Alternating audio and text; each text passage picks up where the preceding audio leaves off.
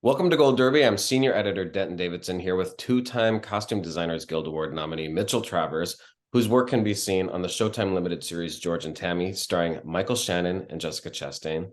Mitchell, this was like a Tammy Faye reunion for you. What was it like having this gang back together? Because you've got Jessica Chastain, of course, yourself, the hair and makeup team is the same. Abe Sylvia, who created this series, wrote Tammy Faye. So what brought this group back together, and what do you enjoy the most about that working environment?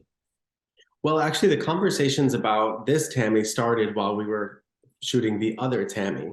The first time I had worked with Jessica was on The Eyes of Tammy Faye. So that's where I got to meet Abe Sylvia, Linda and Stephanie, who take care of her hair and makeup, Jessica, her producing partner, Kelly Carmichael. So that was sort of like my job interview for all the Tammys, like getting to work with them. Um, and there was a certain scene that we were doing, and there was a huddled conversation about, is this a little too Tammy? And I couldn't put the pieces together. I was like, what do you mean, is it a little too Tammy? And they're like, oh, it's the other Tammy. It's the Tammy Wynette.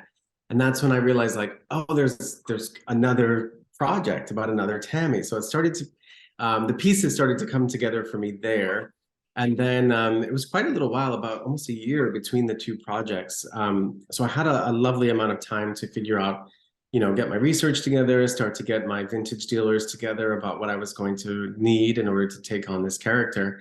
But it's a really nice built-in vocabulary between all of us. Like, we understand the approach, we know how to speak to each other in order to achieve the same goals, or when we get time with Jessica to talk about how she wants to feel as the character in a particular scene, we have that same conversation, and I approach the clothes, Stephanie approaches the hair design, and Linda approaches the makeup design. So it's a really cool, tight little family that just takes care of all the different angles to come up with the same individual. So I really enjoyed that process. Wow. So this project is not only a period piece, but it's like kind of a regional piece, a musical piece, country western. What were your initial thoughts when you heard about the project itself, and what sort of research journey did that lead you on? Because it's obviously before your generation. Definitely. I wanted it to feel authentic and real, because I feel when you take on a famous person's life in this way, it's very important to the fan base, which is still incredibly active and informed, that I wanted them to feel like we got it right and that we understood who Tammy Wynette was through the various years that we were covering. There's a lot of misinformation out there about Tammy Wynette, and there's a million sides to every story. And so it was important to me to understand all of them, understand what biases may have gone into the retellings of certain parts of her story, and then just work with Jessica to understand what she wanted to bring to her portrayal of Tammy Wynette. So like I always do, I started with photographs and research, not just of Tammy, but of the world surrounding Tammy, so that I understood her place in it. And of course, we cover such a widespread um, period of years. So we go from 1968 all the way through 1995, which is an extraordinary amount of a person's life. So we really needed to figure out color palettes for each of these eras, body changes that we wanted to show the progression of age and the way that fame can take a toll on people. So we just had to chart out the course of a character and figure out what was most important visually for the character at each phase of this person's story.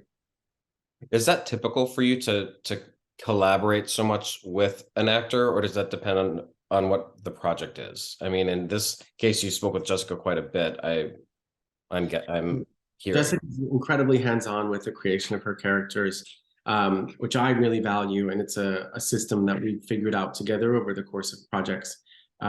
We are working on our fifth at the moment together, so like I said, it's a shorthand that's built up over time. I prefer it whenever you can get that collaboration with your actors. Some people approach it very differently, where they're not so much tied into the costumes, but more often than not, what I hear is that the actors for the first time actually see the character in the fitting room in the mirror, and it's that first click into somebody else's soul. So I think it's so important for our departments to get it right for these actors, and I think a lot of times those first fittings are sort of like it's like a big dress up box where you're figuring out what's right, what's wrong, what feels forced, what feels natural. So it's a really vulnerable place for any actor. And I love to create this safe space where we get to figure things out, make some mistakes, find some, those little sparks that flesh out the rest of the character. So it's a role that I think is vital to character creation. What's Tammy Wynette's aesthetic? What colors and textiles are a staple for her in that era of her prime? One of the things that really stuck out to me was a conversation I had had with a woman who had done Tammy Wynette's hair for a long time, and I asked her, "What do you remember about the way she put herself together?" And she paused for a long time, and then she said, "Fringe. I remember a lot of fringe," and I loved that. I mean, I got to interpret it in my own way, but I just loved that for her it was as easy as fringe and movement, motion. In terms of color, Jessica and I really found ourselves gravitating towards yellow. There was something about it that felt optimistic, deeply country, sort of perfect for that early era of Tammy's life where she's coming into the glow of fame, and yellow felt very right for us. But in terms of the Tammy look, I mean, it changed so much. She was really responsive to trends, and I think deeply cared about the way she presented herself to the world. So it was fun to get to watch her be influenced by various things over the course of her career. You can see who she was looking to, maybe as competition or sort of like in a sisterhood of country singers, but you can tell who was popular around the same times. So when you start to feel that Reba influence or that Dolly influence, or you feel the different waves of country come in and out. And I'd say a huge part of our approach here was just to be realistic about what the American South looked like at the time, because I feel so often, our memory of the 60s and the 70s is colored by things that have nothing to do with country music or the American South. And when you actually look at what the South looked like at the time, it was this incredibly gorgeous, sometimes tacky, sometimes cool worlds that we still reference now in fashion. So for me, it was a real nice home base to find. One of the outfits that pops out for me, and it's maybe because of all the billboards and posters that I've seen, is that red dress though in Vegas. Talk about the inspiration for that and what you were looking for as she headlined the Vegas Strip at that time. Well, that's a really important costume. It signals so much of what she's enduring at that time. And we wanted it, in a sense, to feel like she was dressed, right? You want to feel the fame machine behind her. You want to feel the effect of stylists and managers and spokespeople. And you want to feel that there's like a pressure to deliver the image of Tammy Wynette. So in one of our initial fittings, I asked Jessica, how do you want to feel? What do you want from that scene? And she said, I think it's red, but I don't really know what else. So I was like, okay, great. We'll have our Lady in Red moment. And going back to that conversation I told you about where the hairdresser remembered fringe, I was like, it's a red fringe dress. It must be. So I've worked with the same vintage dealer a number of times on these like lucky dresses that have come to me. She curates this extraordinary collection of vintage beaded and sequin gowns. And so I sort of gave her the brief, what we were looking for. And one of these pieces came back to me and it was almost right, but it still needed more fringe. So we hand beaded all of these long silver bugle bead tassels. That way, any motion that Tammy has, whether it's, belting out a high note, whether it's crying, whatever motion Tammy had, we got this really cool sway around her. And so in my own way, I wanted to honor what I had learned from that hairdresser, that it was all about the fringe. And actually seeing it move, I realized why it's the best tool you can use in country. And this wasn't necessarily the biggest moment of the series, but I have to ask about the KLF video, because it's just, I'm ashamed that I didn't know this song. I think I've put so many views on the YouTube video since I discovered it through this. What was it like just recreating that look, the crown, the blue, like walk me through that? I mean, it's insane. If you were to describe what this music video looks like to someone who's never seen it, they wouldn't believe you. It's Uh, unbelievable. it's so specific and so bizarre. You can't imagine what the mood board looked like in order to get to this music video. And so watching it, I just realized, the way to do this is it's drag, right? That's the truth. And so I reached out to my personal favorite um, maker in the drag community, who's called House of Caney. And so I sent him all of the research that I had for it. And I explained to him basically, like, this is not, there's no need for a redesign or a revamp here. We spoke about the proportions and how we needed to modify those to Jessica's body to be a bit more like Tammy Wynette's at that stage of her life. But basically, sequin for sequin, we worked together in order to recreate this bizarre gown. But the amount of work in it is extraordinary. It was like probably 200 hours worth of hand beating all these little sequins, which had vine work all over it. And it's actually there's a funny story behind it, because that dress actually didn't fit Tammy. There's a great behind the scenes um, footage of her getting dressed for the day, and the dress doesn't fit her. And we did the same thing. We Wow. just thought, let's get it right. It doesn't exactly fit in the back, but it shows you where Tammy was at that point in her life, where there was a time in her life where everything was perfect and zipped right up and there was no loose ends, and there was a time where that wasn't true. And so we wanted to be honest about the story and about the progression of where her career had taken her. And such an interesting song for her at that point. I want to talk about George and your work with Michael Shannon. A lot of times menswear might be an afterthought or go unnoticed, but not on this show. The suits were on point. The shoes. Talk about working with Michael and country music and menswear of that era, particularly George Jones. I mean, I still wonder why George Jones has not been given his due in the fashion world, because I mean there have been collections that Elvis has inspired, and Frank Sinatra, his style has certainly spawned a million copies, and George Jones has such a wealth. I mean, his color coordination, his risk taking when it came to color combinations and head to toe dressing. So in if first couple of fittings with Michael, I had to sort of teach him the way that George got dressed was ensemble dressing. It wasn't pieces that got put together. George was dressed from head to toe, and the ring matched the spurs on his shoes, and the tie picked up the side stripe of the pants, and the belt height. I mean, he was obsessed with the details of his clothing. And I think because so much of his life was out of control, there was very controlled approach to the wardrobe, which I thought was really a great character detail. So I was really fortunate that Michael really trusted me, trusted my eye, and allowed me to do my best work by giving me some freedom to do that. And so I am sure at some time when I came with a powder blue suit covered in rhinestones with coral cowboy boots and an ostrich belt and all this insane jewelry, I'm sure he thought I was insane. But you can't deny when you look in the mirror that you look like George Jones. And so I mean, it was freedom in menswear that you so rarely get as a costume designer. Often it's about diminishing, but when you work with a character like George Jones, it's about how much space can you take up.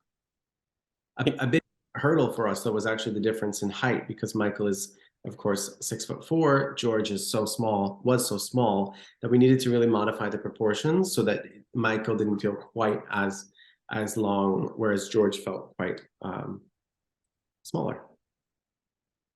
Can you explain the nudie suit and what that is to people? It's not what it sounds like, but explain the nudie suit, where they come from, and what that meant to George. Nudie's Rodeo Taylor was this like legendary place that every single country artist went through at some point or other in their career. And George, in the way that only George could, threw himself at Nudie and really fell in love with it. So Nudie himself was, I believe, a Ukrainian immigrant to our United States and created this tailor shop. And he was the first person to attach, at the time, Austrian crystal to clothing. And his method behind that is he wanted every single person in the arena, the theater, whoever was watching this country performance, he wanted them to feel like the stars were right there with them. He wanted to literally bring the stars to the people, and he did that with this Austrian crystal all over the suits. And so they started, as humble as a rhinestone suit can, and then they just exploded with, insane neon colored linings and rhinestone buttons and suede appliques and chain stitch detail all over the suits. And so they really developed a vocabulary amongst themselves, and it spawned a bunch of copies. But they were the first, and they created looks for Elvis. They created looks for George Jones. They created looks for Porter Wagner. So they really did create that sort of over the top masculine country energy that we still see echoed today. And you got to speak with someone that worked there and had actually met George, correct? Yes, that I was so fortunate to be connected to a man called Jaime, who used to intern at Nudi's Rodeo Taylor and could tell me the most insane stories about his time there, the stories that he would overhear while he was sitting there, faceting rhinestones or sewing buttons. And there was an open bar at Nudi's, so the stories got out of control. Some of the ideas got out of control, the more drinks that got passed around. So he had that built-in knowledge, truly a muscle memory of working on these suits. And so it was a real joy to watch him remember some of the things that came back to him working with the same materials. And just to have his amazingly talented hands back on suits for George was just one of those film and TV moments that you realize like there's genuine magic in what we do, that you get to have a full circle story for someone who's devoted their life to this craft. I'm just imagining George Jones at an open bar at Nudi's now. What was it like dressing these two icons over decades then? Is that fun for you to see them? Because this goes, they start young and we see them until she passes away, of course. So what was that like? I love it. I think it's a real joy to get the opportunity as a costume designer to stretch a character design over 30, 40, 50 years in some cases, because you get to plant seeds for the audience. Little details that you put in when things are great start to feel heartbreaking when you crumble them a bit, or when you repeat details that you haven't seen in 25 years, or even in some cases, the exact item, right? Some people can still fit into things that they wore 20 years ago. So it's just about the way that you wear them at different ages. It starts to signal different things to your audience for those who pay attention. But I think it's a really exciting thing to get to show that much of a character arc, where it's not just about 2 weeks in somebody's life. It's about how they approached getting dressed throughout the duration of their life, and how they used to get dressed when they were young versus how they get dressed when they have limited mobility. Michael and I had a real moment where we went from these insanely uncomfortable, pointy, tall heeled cowboy boots into these soft, older country icon shoes. And it says a lot about a person's life when you can't wear the same things you used to reach for when you were 30 and you're now, 60 and in the chair. Yeah. When did your passion for fashion start? Like, what was your path here? Did you start with a love of fashion, or were you like a theater kid that always was into costuming? What brought you to this point of your life? I've always loved adornment and clothing. I think it's a language that everybody speaks. Some of us are fluent, some of us have accents, but it's a language that everybody speaks.